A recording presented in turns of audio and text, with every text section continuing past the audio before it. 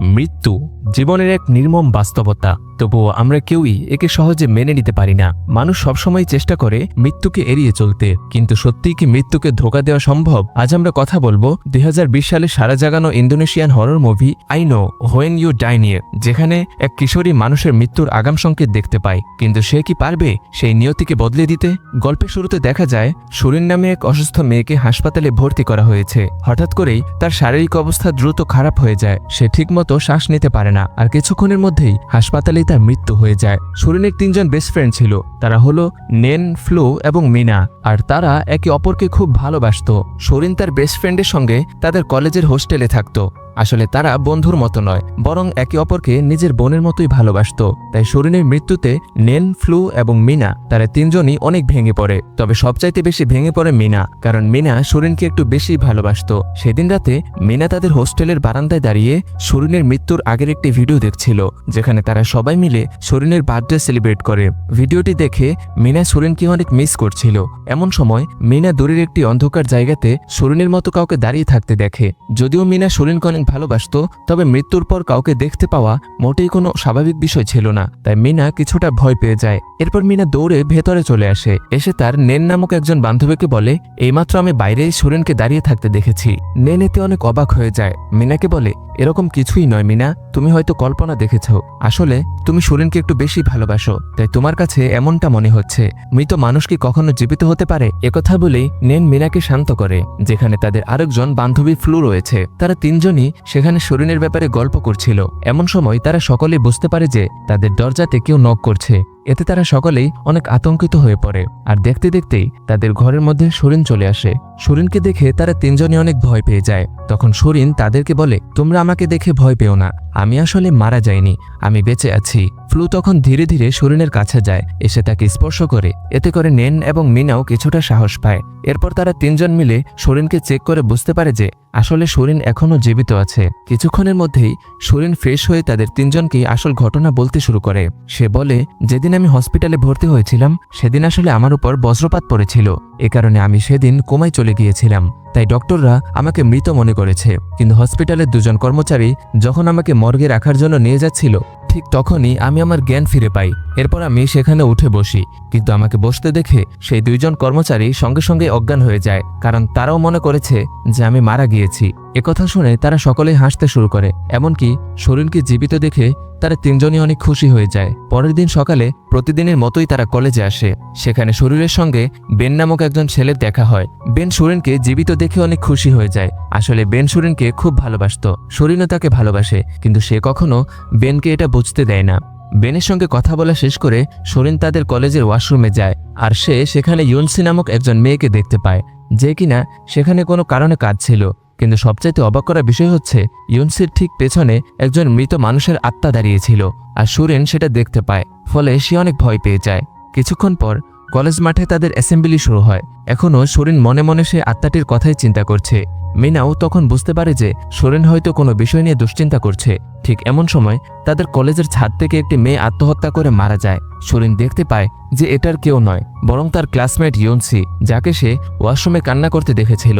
সুরিন এতে আরও বেশি ভয় পেয়ে যায়। এরপর সে নেন, ফ্লু এবং মিনাকে সমস্ত ঘটনা খুলে বলে, কিন্তু তারা কেউই সুরিনের কথায় বিশ্বাস করে না। তারপরেও সুরিন তাদেরকে বিশ্বাস করানোর চেষ্টা করছিল। এমন সময় তার কাছে ডেনিসো নামক একজন মেয়ে আসে। আসলে ডেনিসে ছিল বেনের এক্স গার্লফ্রেন্ড, কিন্তু সে এখনও বেনকে ভালোবাসে। তাই সে সুরিনকে বেনের কাছ থেকে দূরে থাকতে বলে। কিছুক্ষণ পর সুরিনের কাছে বেন আসে, এসে সুরিনকে বলে, আজকে রাতে আমি মুভি দেখতে যাচ্ছি, তুমি কি আমার সঙ্গে যাবে? যদিও সুরিন বেনের সঙ্গে যেতে চাইছিল, কিন্তু ডেনিসের জন্য সে তাকে মানা করে দেয়। রাতের বেলা সুরিন তার রুমে বসে বেনের কথাই চিন্তা করছিল, কিন্তু হঠাৎ করে বাইরে একটি শব্দ শুনতে পায়, এবং যখনই সে জানালার কাছে চেক করতে যায়, ঠিক তখনই সে তাকে একটি ছোট বাচ্চার আত্মা দেখতে পায়। এতে সুরিন প্রচণ্ড পরিমাণে ভয় পেয়ে যায়, আর সে তার বান্ধবীদেরকে বলে, এইমাত্র আমি আমার জানালার কাছে একটি ছোট বাচ্চার আত্মা দেখেছি। কিন্তু তারা সুরিনকে বলে, এসব তোমার কল্পনা সুরিন, কারণ তুমি যেহেতু অসুস্থ ছিলে তাই হয়তো তোমার শরীর খারাপ, আসলে তোমার ঠিকমতো বিশ্রামের প্রয়োজন। কিন্তু তারপরও সুরিন তাদেরকে বোঝানোর চেষ্টা করে, এমনকি সে জোর করে তাদেরকে বাহিরে নিয়ে আসে, যাতে করে তারা নিজের চোখে সেই ছোট বাচ্চার আত্মা দেখতে পায়। কিন্তু সবচাইতে অবাক করা বিষয় হচ্ছে, আত্মাটিকে শুধুমাত্র সুরিনই দেখতে পাচ্ছিল, কিন্তু বাকি সবার কেউই দেখতে পাচ্ছিল না। সুরেন সেই আত্মাটিকে তাদের কলেজের দারোয়ান মিস্টার সামাদের পেছনে দাঁড়িয়ে থাকতে দেখে। কিন্তু পরের দিন সকালে তারা খবর পায় যে মিস্টার সামাদ মারা গিয়েছে। তাই তারা 4 জন মিলে তাকে দেখতে যায়। সুরেন এখানে অনেক চিন্তিত ছিল, কারণ সে বুঝতে পারছিল যে তার সঙ্গে এসব কি হচ্ছে। হঠাৎ করে সুরেন সেখানে একটি ছোট বাচ্চার ছবি দেখতে পায়। প্রথমে সুরেনের কাছে বাচ্চাটিকে একটু চেনা চেনা মনে হয়। কিছুক্ষণ পর সুরেন বুঝতে পারে যে এটা তো সেই বাচ্চা যাকে সে গতকাল রাতে দেখেছে। সুরেন তখন সামাদের ওয়াইফের কাছে জানতে চায় যে এই ছোট বাচ্চাটি তার কি হয়। এরপর সে সুরেনকে বলে ওর নাম আহমেদ, আর ও ছিল আমাদের প্রথম সন্তান, কিন্তু কয়েক বছর আগেই আহমেদ মারা গিয়েছে। একথা শুনে সুরেন অনেক ভয় পেয়ে যায়। পরের দিন সকালে তারা কলেজে যায়, কিন্তু এখনও সুরেনের দুশ্চিন্তা দূর হয়নি। তবে সুরেন ইয়নসি এবং সামাদের মৃত্যুতে একটি বিষয়ের মিল খুঁজে পেয়েছে, আর সেটা হলো তাদের দুজনের মৃত্যুর আগে সুরেন তাদের কাছে আপন মানুষদের আত্মা দেখেছে। আসলে সুরেন জানতে পেরেছে ইয়নসির কাছে যে আত্মাটি দেখতে পেয়েছিল সেটা আসলে ইয়নসির মা, যে কিনা কিছুদিন আগে মারা গিয়েছে। তাই সুরেনের কাছে মনে হয় যে সে অসুস্থ হওয়ার পর তার কাছে হয়তো কোনো পাওয়ার চলে এসেছে, যেটার মাধ্যমে সে মানুষের মৃত্যুর আগে ওই সকল মানুষদের আশেপাশেই তাদের মৃত আপনজনদের আত্মা দেখতে পায়। সুরেন তার বান্ধবীদেরকে এসব কথা বলছিল, কিন্তু তারা কিছুতেই সুরেনের কথা বিশ্বাস করে না। এরপর তারা তাদের ক্লাসরুমে চলে যায়। হঠাৎ করে এই সুরেন সেখানেও আরেকটি ছোট বাচ্চার আত্মা দেখতে পায়। সুরেন এতে অনেক ভয় পেয়ে যায়, কারণ আবারও কেউ মরতে চলেছে। তাদের ক্লাস শেষ হওয়ার পর সুরেনের কাছে বেন আসে, আর সে সুরেনকে বলে আজকে আমার একজন ফ্রেন্ডের জন্মদিন, তাই সে তার বার্থডে পার্টিতে আমাকে ইনভাইট করেছে, আর আমি চাই তুমি আমার সঙ্গে যাবে। সুরেন তখন বলে আমি তোমার সঙ্গে যেতে পারি, কিন্তু আমার সঙ্গে আমার বান্ধবীদেরকেও নিয়ে যেতে হবে, কারণ আমি ওদেরকে ছাড়া কোথাও যাই না। বেন এতে অনেক খুশি হয়, কারণ সুরেন যে তার সঙ্গে যেতে চেয়েছে বেনের কাছে এটাই তো অনেক। তাই বেন সুরেনের কথায় রাজি হয়ে যায়। এরপর সন্ধ্যেবেলায় বেন সুরেনের সঙ্গে সঙ্গে তার বাকি বান্ধবীদেরকে নিয়ে সেই পার্টির উদ্দেশ্যে রওনা হয়। কিছুক্ষণ মধ্যেই তারা সেখানে পৌঁছে যায়। তারা সবাই সেই পার্টিতে অনেক মজা করে। এদিকে বেন সুরেনকে একটি আলাদা জায়গাতে নিয়ে আসে। সেখানে সুরেনকে একটি উপহার দেয় আর বলে তুমি এটা এখন খুলে দেখবে না, বরং কালকে খুলবে। আশা করি আমার উপহারটি তোমার পছন্দ হবে। একথা বলে বেন তার বাইকটিকে পার্কিং করতে চায়। এমন সময় সুরেন বেনের কাছে একটি আত্মা দেখতে পায়। এতে সে অনেক আতঙ্কিত হয়ে পড়ে, কারণ তার কাছে মনে হয় যে বেনে হয়তো এখন মারা যাবে। সুরেন তখন দৌড়ে তার বান্ধবীদের কাছে যায় আর বলে আমি বেনের আশেপাশে মৃত মানুষের আত্মা দেখতে পাচ্ছি, বেনও বাকিদের মতো মারা যাবে। সুরেন অনেক আতঙ্কিত হয়ে এই সমস্ত কথা বলছিল, কিন্তু তার বান্ধবীরা তার কোনো কথায় মনোযোগ দেয় না, বরং তারা পার্টি এনজয় করছিল। এমন সময় সেখানে ডেনিসা আসে। আসলে ডেনিসা সুরেনকে বেনের সঙ্গে এখানে আসতে দেখেছিল, তাই সেও তাদের পিছু পিছু এখানে চলে আসে। ডেনিসা সুরেনকে একটি আলাদা জায়গাতে নিয়ে যায়, যাতে করে সে একা তার সঙ্গে কথা বলতে পারে। এরপর ডেনিসা সুরেনের সঙ্গে অনেক খারাপ ব্যবহার করে, কারণ সে সুরেনকে বেনের কাছ থেকে দূরে থাকতে বলেছিল, কিন্তু সুরেন তার কথা শোনেনি। ডেনিসা তখন সুরেনের কাছ থেকে বেনের দেওয়া উপহারটি ছিনিয়ে নিতে চায়, কিন্তু সুরেন কোনো মতে সেখান থেকে চলে যায়। কিছুক্ষণ পর সুরেনের কাছে বেন আসে। এমন সময় সুরেন বেনের পেছনে আবারও সেই আত্মাকে দেখতে পায়। সুরেন মুখে কিছু না বললেও সে অনেক আতঙ্কিত ছিল। এরপর বেন তাকে বলে আমার বন্ধুরা আমাকে একটি রেসের জন্য ডেকেছে, তাই এখন আমাকে যেতে হবে। সুরেন কাল আমি তোমার সঙ্গে দেখা করব, আর হ্যাঁ আমার দেওয়া উপহারটি কিন্তু অবশ্যই খুলে দেখবে। এই বলেই বেন সেখান থেকে চলে যাচ্ছিল, কিন্তু সুরেন তাকে থামানোর অনেক চেষ্টা করে, কারণ সে খুব ভালো করে জানতো যে বেন মারা যাবে। সুরেন বেনকে বারবার নিষেধ করে, কিন্তু বেন তাকে বলে আমার বন্ধুরা আমাকে বারবার অনুরোধ করছে, তাই আমাকে যেতেই হবে। আমি খুব শীঘ্রই তোমার কাছে আসবো সুরেন। এই কথা বলেই বেন সেখান থেকে চলে যায়। সুরেন এতে অনেক চিন্তিত হয়ে পড়ে, তাই সে তার বান্ধবীদেরকে নিয়ে সেই জায়গাতে যায় যেখানে বেনের রেস হওয়ার কথা, কিন্তু বেন এবং তার বন্ধুরা অলরেডি সেখান থেকে বেরিয়ে পড়েছে। মিনা তখন সুরেনকে বলে তুমি কেন এমন করছো সুরেন, বেনের কিছু হবে না। আরেকটা কথা সবসময় মনে রাখবে, একমাত্র সৃষ্টিকর্তা ছাড়া কার মৃত্যু কখন হবে সেটা আর কেউ বলতে পারবে না। এইসব কিছু তোমার কল্পনা ছাড়া আর কিছুই না। কিন্তু সুরেন মিনার কথা মানতে চাইছিল না। সুরেন বলে আমি সত্যি বলছি মিনা, আমার কথা তোমরা বিশ্বাস করো। মিনা এবার সুরেনের উপর রেগে যায়, আর এই বিষয়টি নিয়ে তাদের মধ্যে একটু ঝগড়া হয়। এমন সময় তারা সবাই দেখতে পায় যে বেন সেই রেসটিতে জিতে গিয়েছে, আর সে একদম সুস্থ আছে। এরপর বেন সুরেনের কাছে আসতে চাচ্ছিল, কিন্তু যখন সে রাস্তা পার হতে যাচ্ছে ঠিক তখনই বেন একটি ট্রাকের নিচে চাপা পড়ে, ফলে সঙ্গে সঙ্গে সে মারা যায়। সুরেন এতে অনেক ভেঙে পড়ে, কারণ সে বেনকে খুব ভালোবাসতো। আর এই ঘটনায় সুরেনের বান্ধবীরা অনেক অবাক হয়ে যায়, কারণ সুরেনের কথাই তো সত্যি সত্যি হয়ে গিয়েছে।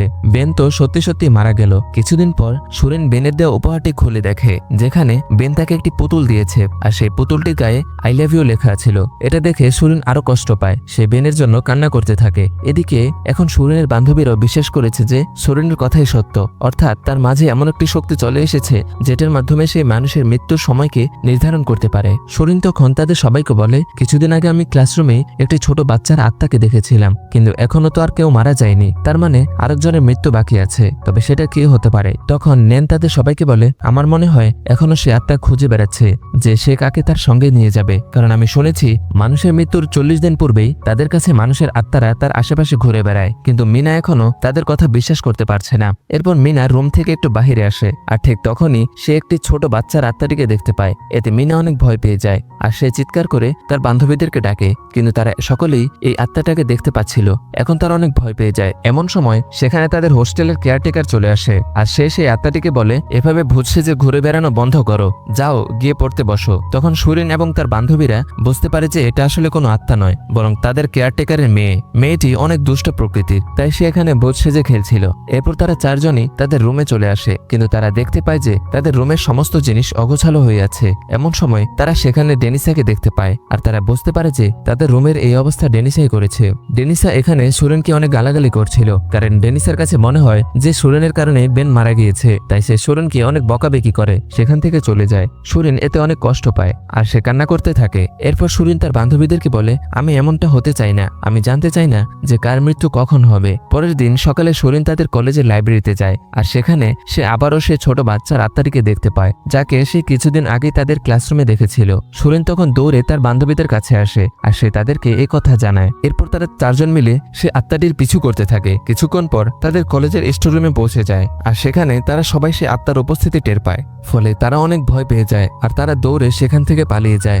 রাত হয়ে গেলে তারা সবাই ঘুমিয়ে পড়ে, কিন্তু মাঝরাতে সুরেন পানি পান করার জন্য ঘুম থেকে ওঠে, আর ঠিক তখনই সে সেই ছোট বাচ্চার আত্মাটিকে দেখতে পায়, যে কিনা তার বান্ধবী মিনার পাশেই ঘুমিয়েছিল।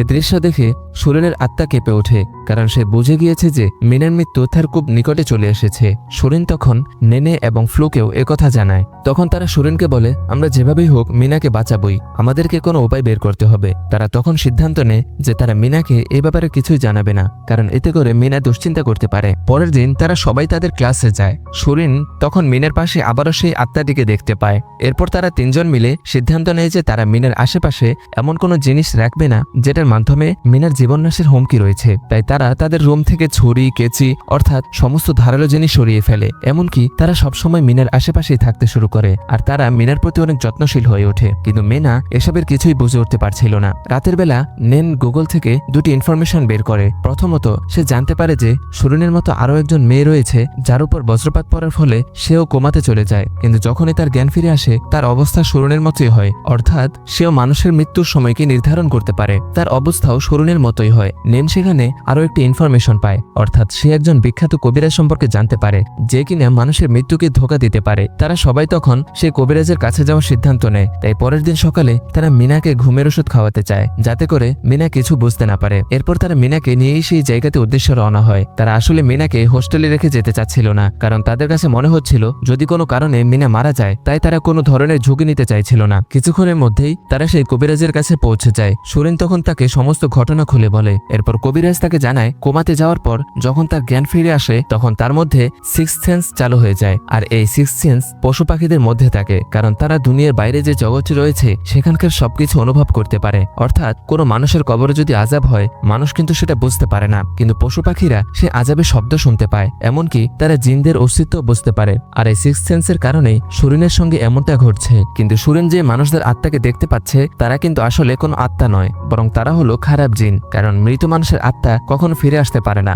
এরপর কবিরাজ সুরেনকে পরা পানি দেয়, যাতে করে মিনার কাছে কোনো খারাপ জিন আসতে না পারে। কিন্তু সুরেনের কাছে মনে হয় যে এই পরপানির মাধ্যমে হয়তো সে মিনার মৃত্যুকে ধোঁকা দিতে পারবে। এরপর তারা তাদের হোস্টেলে ফিরে আসে। সুরেন তখন মিনাকে পরা পানি খাওয়াতে যাচ্ছিল, কিন্তু ঠিক তখনই সেখানে ডেনিসা চলে আসে, আর সে সুরেনের সঙ্গে আবারও লড়াই শুরু করে। এক পর্যায়ে সুরেনের হাত থেকে সমস্ত পরা পানি মাটিতে পড়ে যায়। সুরেন এতে প্রচন্ড পরিমাণে রেগে যায়, আর সে এবার ডেনিসাকে মারতে শুরু করে। এতে তাদের দুজনের মধ্যে অনেক লড়াই শুরু হয়ে যায়। তাদের হোস্টেলের কেয়ারটেকার দুজনের লড়াই থামাতে চাচ্ছিল, কিন্তু সে কিছুতেই তাদের লড়াই থামাতে পারে না। তাই সে দৌড়ে সুরেনের বান্ধবীদের কাছে যায়, আর সে তাদের সুরেনের লড়াইয়ের ব্যাপারে জানায়। তারা তখন দৌড়ে সুরেনের কাছে যায়। এরপর কোনো মতে তারা তাদের লড়াই থামিয়ে দেয়, কিন্তু লড়াই করতে গিয়ে সুরেন তার মাথায় অনেক আঘাত পেয়েছিল। তাই মিনা তার জন্য ফার্স্ট এইড বক্স আনতে যায়, কিন্তু সেখানে ডেনিসা ছিল। তাই সে কিছুতেই মিনাকে ফার্স্ট এইড বক্স আনতে দিতে চায় না, কিন্তু মিনা কোনো মতে বাক্সটিকে নিয়ে সেখান থেকে দৌড় দেয়। এতে ডেনিসা অনেক রেগে যায়, আর সে মিনাকে ধাক্কা দিয়ে সিঁড়ি থেকে ফেলে দেয়। মিনা এতে গুরুতরভাবে আহত হয়ে যায়, ফলে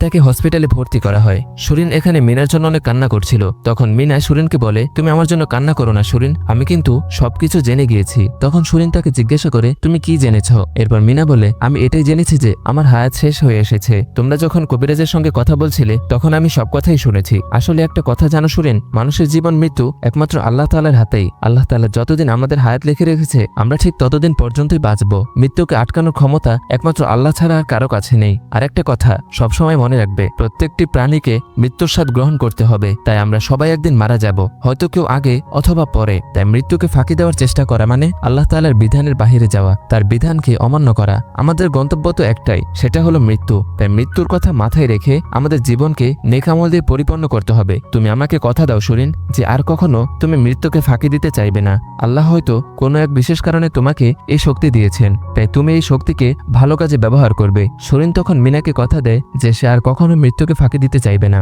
এরপর সুরিন মিনার জন্য মেডিসিন আনতে যাচ্ছিল, কিন্তু তার আগে সে ফ্লু এবং নিনকে মিনার দিকে খেয়াল রাখতে বলে। এরপর সে মেডিসিন আনতে চলে যায়। এমন সময় সুরিনের কাছে মনে হয় যে তার সেই মহিলার সঙ্গে দেখা করা উচিত, যে কিনা তার মতোই মৃত্যুর সময়কে নির্ধারণ করতে পারে। তাই দেরি না করে সুরিন সেখানে চলে যায়। সুরিন দেখতে পায় যে সেই মহিলা এখন অন্ধ হয়ে গিয়েছে, তাই সে এখন আর মৃত্যুর সময়কে নির্ধারণ করতে পারে না, কারণ সে তো দেখতেই পায় না। মহিলাটি তখন সুরিনকে বলে, তোমার বান্ধবী মিনা এখন মরতে চলেছে, তাই যাও, মন খারাপ না করে তার সঙ্গে এখন তুমি সময় কাটাও। সঙ্গে সঙ্গে মিনা হসপিটালে ফিরে আসে আর সে মিনাকে একটি হুইল চেয়ারে বসে থাকতে দেখে।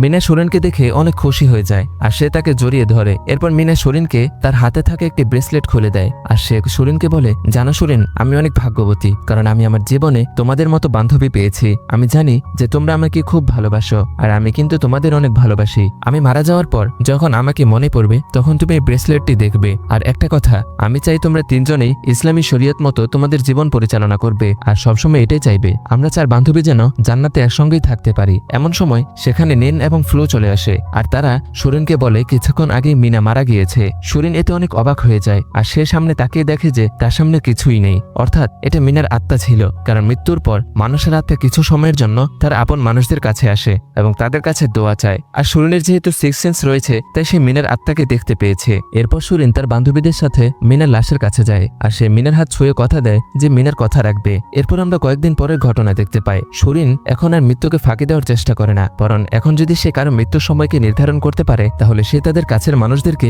মিনার বলা কথাগুলোই বলে আর তাদের সঙ্গে সময় কাটাতে বলে এবং তাদের বোঝায় যে মৃত্যুই আমাদের জীবন একমাত্র গন্তব্য। এরপর সুরিন সিদ্ধান্ত নেয় যে সে এখান থেকে আল্লাহ তাআলার কাছে তওবা করবে আর ফ্লু এবং নিনকে নিয়ে সে ইসলামের পথে তাদের জীবন অতিবাহিত করবে। প্রিয় দর্শক, আজকের গল্পটি এই পর্যন্তই ছিল।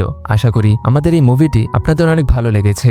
জানেন তো দর্শক, একটি রিভিউ বানাতে আমাদের অনেক কষ্ট হয়, তাই আশা করি আপনারা আমাদের এই কষ্টের যথাযথ প্রতিদান দিবেন। আপনাদের একটি লাইক, একটি কমেন্ট আর একটি সাবস্ক্রাইবে আমাদের অনেক আগ্রহ বেড়ে যায়, তাই অবশ্যই আমাদের চ্যানেলটি সাবস্ক্রাইব করবেন। ধন্যবাদ।